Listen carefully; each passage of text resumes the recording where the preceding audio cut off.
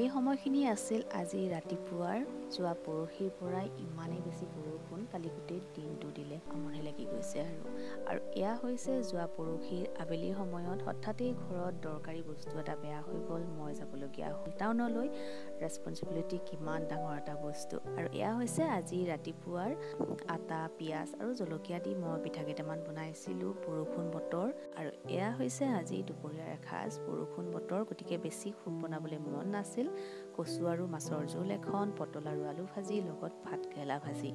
আবেলি সময়ত ইমান টেণ্ডেঞ্চি হৈছিল একাপ চাহ খাবলৈ, গতিকে গাখীৰ চাহ একাপ ল'লোঁ, লগত আছিল কাটা বিস্কুট। যিহেতু বৰষুণ বতৰ, খুব এটা ঝামেলা কৰিবলৈ মন যোৱা নাছিল, মানে ঠাণ্ডা লাগিছিল দুপৰীয়াৰ পৰাই, ভাত খাবলৈ মন যোৱা নাছিল। সেইকাৰণে গৰম গৰম ৰুটি লগত গৰম গৰম ঘুগনি মই ৰেডি কৰিছিলোঁ লুচি খাবলৈ আবেলি সময়ত, কিন্তু ইমান ঠাণ্ডা আছিল, বনাবও মন যোৱা নাছিল। গতিকে সামান্য তেল দি দুজনৰ কাৰণে দুখন ৰুটি আৰু ঘুগনি ৰেডি কৰিলোঁ। সন্ধিয়া 7:30 মান বাজিল, এতিয়া দি আহোঁ, তাৰপিছত ময়ো আহি খাম। আৰু আজিৰ কাৰণে বাই।